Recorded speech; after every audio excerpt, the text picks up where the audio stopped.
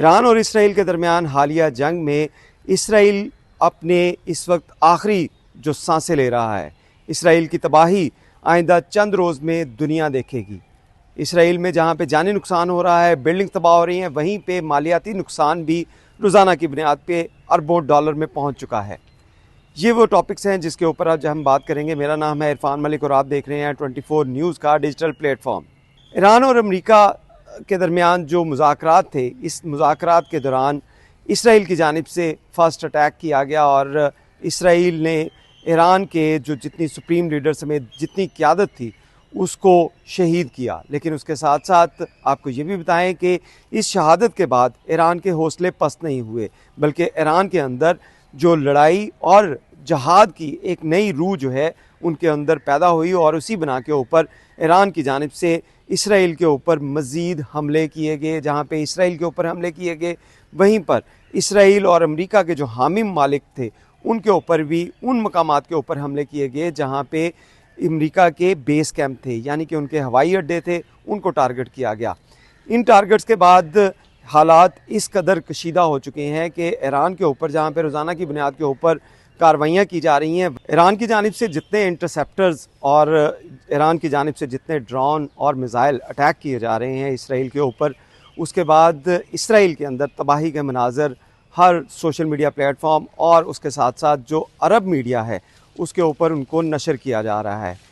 Iran के ऊपर Iran की जानिब से जो हैवी अटैक किए गए, जिसको सबसे ज़्यादा हॉरर स्टोरी भी माना जा रहा है, वो यरूशलेम के करीब एक शहर बैतुल शमैश, इसके ऊपर अटैक किया गया था। जो बैलिस्टिक मिज़ाइल और खैबर शिकन जो मिज़ाइल थे, इनके ज़रिए इसको अटैक किया गया और इससे जहाँ पे बंकर के अंदर और शेल्टर्स के अंदर लोग मौजूद थे, उनकी कब्रें वहीं पे बन गई इसराइलियों की। तो इसी हवाले से इसराइल के पास जो इंटरसेप्टर्स हैं, जो आयरन डोम, एरो 3, एरो 4 जो उनके एयर डिफेंस सिस्टम है, उसके अंदर जो इंटरसेप्टर्स हैं जिनकी तादाद, जिनकी मालियत अगर बात की जाए तो ये लाखों डॉलर में है। लेकिन ईरान की जानिब से जो ड्रोन अटैक किए जा रहे हैं जिसकी मालियत 4 से 5,000 डॉलर है, वो ड्रोन जो हैं वो लाखों मालियत के इंटरसेप्टर्स के लिए जो हैं वो ख़तरा बन चुके हैं और इंटरसेप्टर्स की वजह से बहुत से जो उनके वसाइल हैं और उनके जो स्टॉक्स हैं इंटरसेप्टर्स के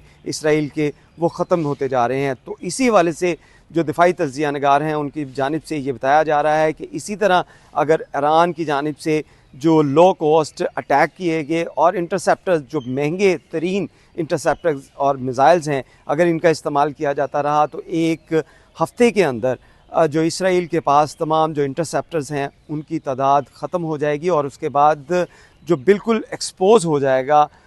इसराइल, और उसको किसी भी मिज़ाइल से, किसी भी ड्रोन से टारगेट करना इजी होगा, क्योंकि उसको रोकने वाले, उन ड्रोन और उन मिज़ाइलों को रोकने वाले इंटरसेप्टर्स जो हैं उनकी तादाद ख़त्म हो चुकी होगी। तो इस हवाले से जो दिफाई तज्ज़िया नगार हैं उनकी जानिब से यही बताया जा रहा है कि अगर ईरान और इसराइल की जंग अगर कई रोज़ और गुज़रती है, 2 से 3 हफ़्ते अगर इसमें गुज़रते हैं, तो इसके बाद इसराइल के लिए ये अलार्मिंग सिचुएशन होगी और इसराइल जो है वो सफ़ा हस्ती से मिट भी सकता है। गुज़िश्ता रोज़ अमरीकी और इसराइली जो दिफाई तज्ज़िया निगार थे और उसके साथ साथ जो उनके हुक्काम थे, उनकी जानिब से ये बताया गया था कि ईरान के ऊपर जिस तरह बमबारी की जा रही है, ईरान के 300 से ज़ायद जो मिज़ाइल लॉन्चर्स हैं उनको ख़त्म किया जा चुका है और इसी वजह से 90% के करीब जो है वो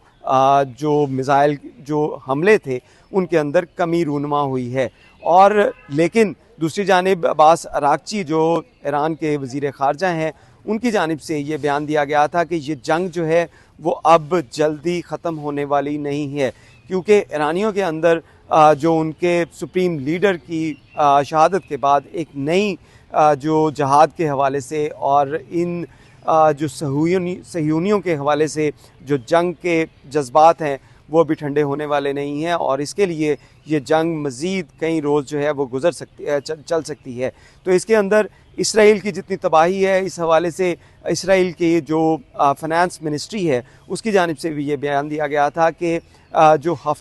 एक हफ़्ते के अंदर 3 बिलियन डॉलर जो हैं, 3 अरब डॉलर का खसारा इसराइल को इस वक्त देखने को आ रहा है, क्योंकि इसराइल की जानिब से जो सिक्योरिटी के लिए तमाम